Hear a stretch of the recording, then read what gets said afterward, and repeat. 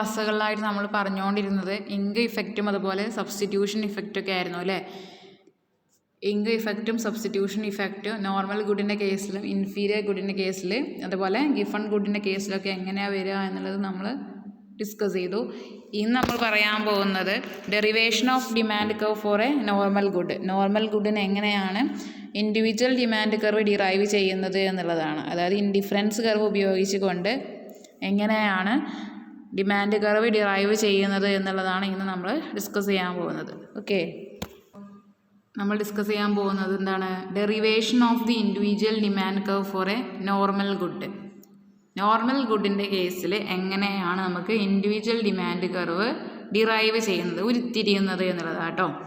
So an individual consumer's demand curve represents the quantities of a particular good the consumer is willing and able to purchase at various prices during a given time period. Ceteris paribus.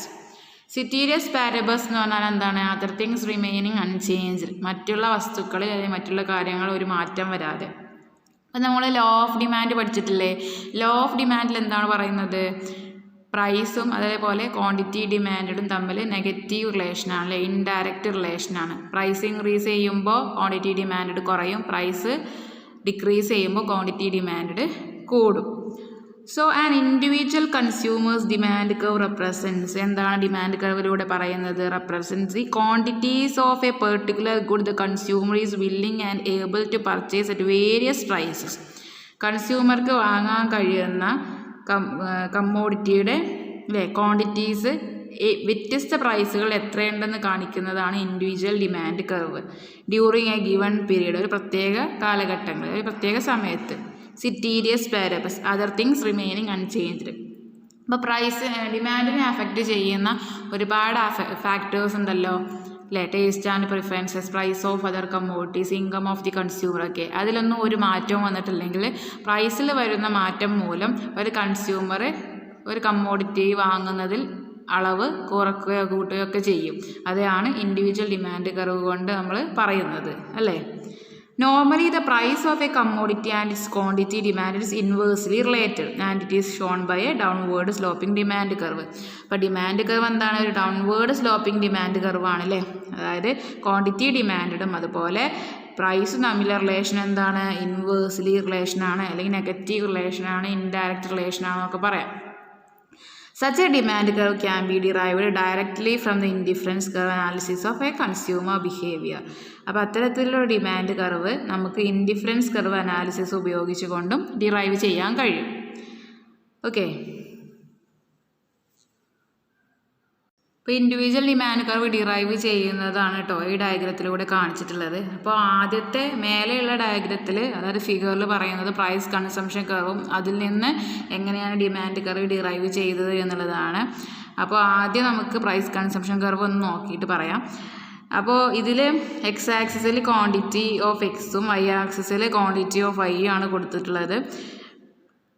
അപ്പോൾ ആദ്യത്തെ അല്ലെങ്കിൽ initial equilibrium point എന്ന് പറയുന്നത് A ആണ് അല്ലേ. എന്താണ്? Indifference കർവും അതുപോലെ P M എന്ന് പറയുന്ന പ്രൈസ് ലൈനും തമ്മിൽ ടാൻജൻറ്റ് ചെയ്തു എ എന്നുള്ള പോയിന്റിൽ. അതിന് ശേഷം പ്രൈസ് ഓഫ് എക്സ് കുറയുകയാണെന്നുണ്ടെങ്കിൽ എന്ത് ചെയ്യും? കൂടുതൽ കമ്മോഡിറ്റി വാങ്ങാൻ കഴിയും അല്ലേ. അപ്പോൾ പ്രൈസ് ലൈന് ഷിഫ്റ്റ് ചെയ്യും, അതാണ് പി എൻ. പിന്നെ വീണ്ടും എക്സിൻ്റെ പ്രൈസ് കുറയുകയാണെന്നുണ്ടെങ്കിൽ വീണ്ടും ഷിഫ്റ്റ് ചെയ്യും പി പി. അപ്പോൾ ഓരോ ഷിഫ്റ്റ് ചെയ്യുന്നതിലും ഇൻഡിഫറൻസ് കർവ് പുതിയതുമായിട്ട് ടാൻജൻറ്റ് ചെയ്യുമ്പോൾ പുതിയ ഓരോ ഇക്വിലിബ്രിയം പോയിന്റ് കിട്ടും. അതാണ് എ ബി സി ഡി എന്ന് പറയുന്നത്. അപ്പോൾ ആദ്യത്തെ ഒറിജിനൽ പ്രൈസ് ലൈന് പി എമ്മും ബി, പിന്നെ ഉണ്ടാകുന്നത് P N, P P P Q അല്ലേ. അതിനൊക്കെ ഓരോ കൺസ്യൂമർ ഇക്വിലിബ്രിയം പോയിന്റും ഉണ്ട്. അപ്പോൾ ഓരോ ഇക്വിലിബ്രിയം പോയിന്റും കൂടെ കൊടുത്തിട്ടുണ്ടല്ലോ എ ബി സി ഡി എന്ന് പറയുന്നത്. ആ ഓരോ ഇക്വിലിബ്രിയം പോയിന്റും ജോയിൻ ചെയ്താൽ നമുക്ക് കിട്ടുന്നതാണ് എന്ത്? Price consumption curve. Okay, so by joining the different equilibrium points A, B, C, D and we deriving the price consumption curve.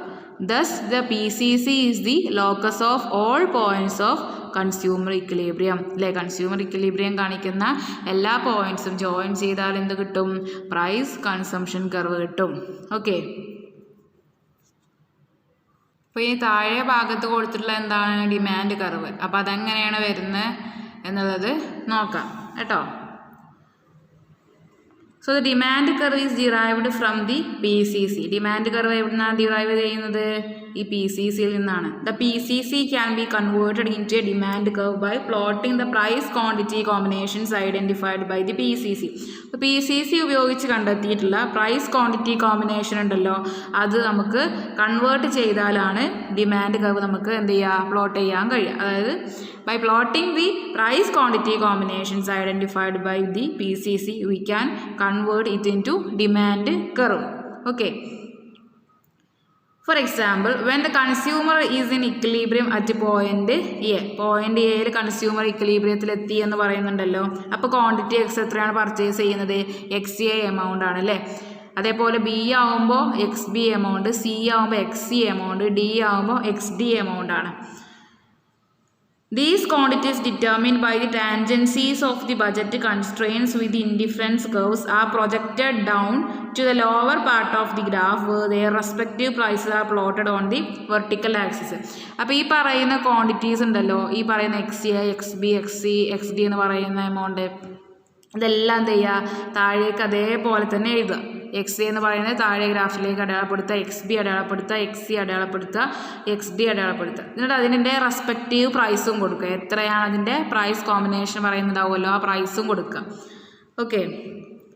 Thus, by plotting the price quantity combinations identified by the PCC and connecting them by a curve, the demand curve is obtained. അപ്പോൾ തന്നിട്ടുള്ള ക്വാണ്ടിറ്റിയും അതുപോലെ പ്രൈസും ഉപയോഗിച്ചുകൊണ്ട് നമ്മൾ connect ചെയ്യുകയാണെന്നുണ്ടെങ്കിൽ ഓരോ points നമ്മൾ അടയാളപ്പെടുത്തിയിട്ട് അതിനെ യോജിപ്പിച്ചാൽ കിട്ടുന്നത് എന്താണ്? Demand curve. ഓക്കെ. അപ്പോൾ ആദ്യം പ്രൈസ് കൺസംഷൻ കർവ് കണ്ടു. പ്രൈസ് കൺസംഷൻ കർവിൽ പറയുന്ന പ്രൈസും അതുപോലെ ക്വാണ്ടിറ്റി കോമ്പിനേഷൻ ഉണ്ടല്ലോ, പ്രൈസ് ക്വാണ്ടിറ്റി കോമ്പിനേഷൻ, അത് താഴെ ഗ്രാഫിലേക്ക് അതേപോലെ അടയാളപ്പെടുത്തിയാൽ നമുക്ക് എന്ത് കിട്ടും? ഡിമാൻഡ് കർവ് ഡിറൈവ് ചെയ്യാൻ കഴിയും. So the demand curve shows how the quantities purchased would change as the price of the good change, while the price of other goods and money income remain unchanged. അപ്പോൾ demand curve ഉപയോഗിച്ചുകൊണ്ട് എന്തൊക്കെ പറയാൻ കഴിയും?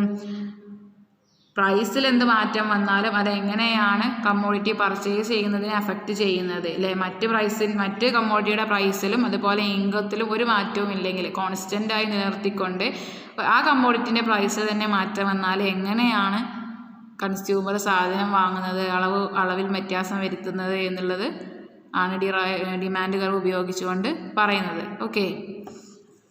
ഇപ്പോൾ notes എഴുതുമ്പോൾ അതിൻ്റെ കൂടെ എക്സ്പ്ലനേഷനും കൂടെ എഴുതുക കേട്ടോ. The demand curve is derived from the PCC. The PCC can be converted into a demand curve by plotting the price quantity combinations identified by the PCC. Okay. Example ആയിട്ട് കൊടുത്തുള്ളത് എഴുതി വെക്കുക.